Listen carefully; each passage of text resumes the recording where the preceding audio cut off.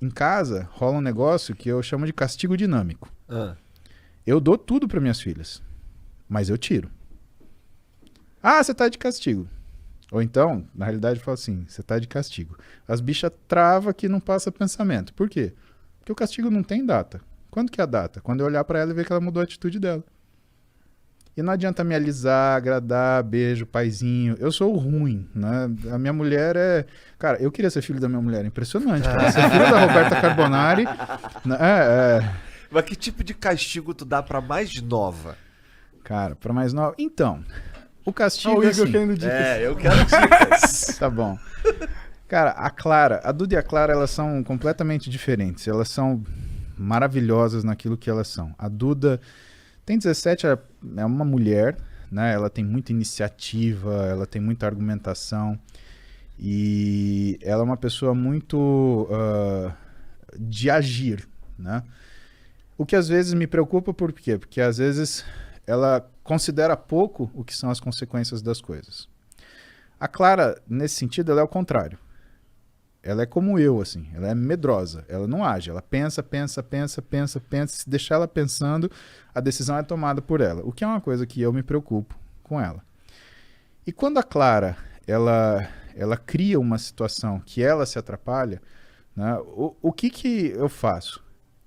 Eu afasto ela daquela situação até ela sentir que ela precisa aprender a lidar com aquilo melhor para voltar para lá. Por exemplo, sei lá, uma situação hipotética, tá? Ela brigou com as amigas. Clara, vem cá. Você não vai mais brincar com suas amigas até você aprender a brincar. Ah, mas foram elas falaram isso. Assim, tudo bem. Sempre vai parecer culpa dos outros. Mas é aquilo que é a sua culpa.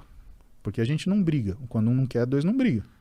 Então, quando você souber lidar com as suas amigas, você volta a falar com elas. Não tem problema nenhum. Pode procurar outra coisa para você fazer. Mas eu não vou deixar você sair de casa agora. E você não vai encontrar suas amigas. Aí ela fica moada, não sei o quê. E a Clara, apesar da idade dela, né, ela sabe se expressar. Então ela vem comigo quietinha, dá um beijo no meu ombro, porque volta e meia eu tô trabalhando, ela chega, dá um beijo no meu ombro, olha pra mim, fala, papai. Ela me chama de papai.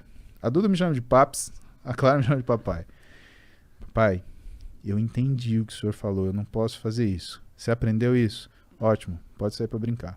Se isso demorar um dia, Igor, é um dia de castigo. Se demorar um ano, é um ano de castigo. Se demorar uma vida, aquelas pessoas ela não vai ver mais, porque ela não sabe lidar com elas. E se ela não sabe lidar com elas, de duas uma. Ou todos vão se machucar, o que inclui ela, que é o meu problema, ou só ela vai se machucar, que ela é o meu problema. O meu problema é ela. Né? Se todos se machucam, ou se ela se machuca, eu tô sendo muito sincero, o meu problema é minha filha. Então ela precisa saber lidar numa situação de estresse e pressão. E se ela não sabe lidar, ela tem que pensar naquilo, usar o núcleo ventromedial do córtex pré-frontal dela para aprender a lidar com aquele negócio. Para a gente falar ainda da questão da percepção da satisfação e do que é a recompensa. Então a gente tem esse equilíbrio. A gente tem a nossa amígdala, que foi o que eu faltei falar para você, que cuida da nossa ansiedade, irritabilidade e compulsividade, né? E ela fica antagonizando o nosso núcleo ventromedial. Tem um cara chamado Daniel Kahneman, e esse cara escreveu um livro muito interessante, que eu ganhei da minha mãe, Heloísa, que chama Rápido e Devagar. E o que ele fala nesse livro? Ele fala justamente, ele faz uma análise através da neurociência do que são as nossas tomadas de decisão. Aquilo que você não pode responder na hora. Se você não precisa se defender de uma agressão imediata, nunca tome essa decisão. Pare. Pense. Você está tirando da sua amígdala, que vai responder com agressão, ansiedade e compulsão. E você está jogando para o seu córtex ventromedial, que vai simular aquela situação, as potenciais, né, complicações, e aí vai avaliar aquilo que vai acontecer. Passagem da história, vamos dar um exemplo disso. Elizabeth I, ela foi rainha da Inglaterra, ela foi traída por uma outra rainha que foi deposta, que era católica. Elizabeth I era protestante. Rei Filipe, que era o rei da Espanha, a Espanha era a potência dominante na época, né? Uma potência navegadora, tinha uma esquadra de navios maravilhosa, né? Extremamente potente. Eles estavam fazendo uma conspiração. Para quê? Para depor a rainha Elizabeth, que era protestante, né? E empossar a outra rainha católica. Tudo bem. Ele começa um trânsito de mensagens entre o rei Filipe e essa rainha, né? E eles fizeram isso com um único propósito, de fazer o quê? De que essas mensagens fossem descobertas. Por quê? Porque uma vez descobertas essas mensagens, ia-se saber que, ou ia-se acusar a rainha católica de traição. E a punição para traição ao reinado e à rainha é morte. Rainha Elizabeth, seguindo o que era o conselho dos seus conselheiros, condenou a rainha católica à morte e cortou-lhe a cabeça. Rei Filipe fez o quê? Você matou ou ordenou o assassinato de uma rainha católica. Isso, pela lei do papado, é contra o princípio do seu reinado. A gente vai fazer guerra com você. E ele entendeu isso como uma declaração de guerra. Se ela tivesse parado um minuto para pensar e falar assim, esses caras querem que eu mate essa mulher, ela nunca ia ter feito isso. Bom, o que aconteceu na história? Essa história, né, eu não lembro o nome da batalha, mas o fato é que a esquadra espanhola foi em direção à Inglaterra, teve uma tempestade descomunal, afundou a esquadra espanhola e só por isso que a Inglaterra não passou para o domínio da Espanha e se tornou novamente católica à frente dessa rainha que eu não lembro o nome. E por isso que a rainha Elizabeth ela permaneceu. Caramba. Mas isso é um exemplo na história disso. Quem dá cu da sorte aí. Quem dá cu da sorte. Exatamente. É aquela história. E aí você para pensar. Cara, vale a pena separar 2 minutos para você pensar no que você vai fazer? É. Vale. Quanto isso tempo... mudou um pouco a minha vida, cara. Esse lance de pensar antes, tá ligado? Porque, porra, eu já fui um cara difícil de lidar, tá ligado? Que tudo respondia que assim, sem pensar muito. E depois que a merda tava feita, eu, caralho, fiz merda.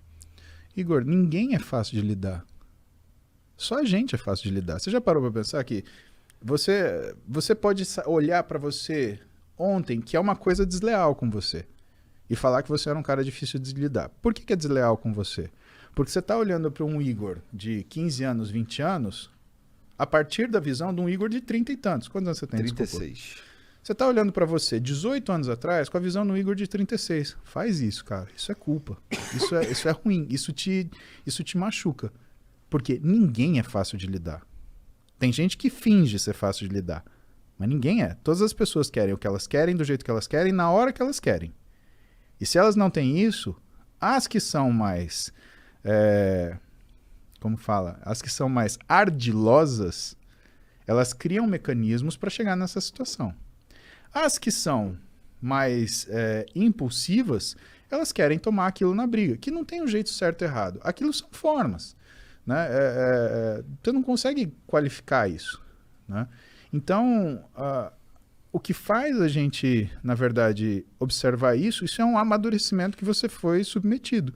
Você foi obrigado a pensar 2 vezes. Todos nós tivemos situações onde nós fomos viscerais e fomos, né, extremamente agressivos. A questão é, o que custou para a gente mudar? Pensa no que você passou de vida, o que você enfrentou, as coisas, os nãos que você levou. Cara, isso é um assunto legal porque isso eu acho que vem muito de encontro daquilo que é você se conhecer. Né? A história do Rain, né? Reconhecer, aceitar, investigar e não identificar. Você foi, né? Você não tem culpa por causa disso. Todo mundo é assim. Caralho, agora eu tô me sentindo bem. Olha lá. Que bom. Antes eu tava me sentindo merda. Isso que ele é um médico. Que bom, meu.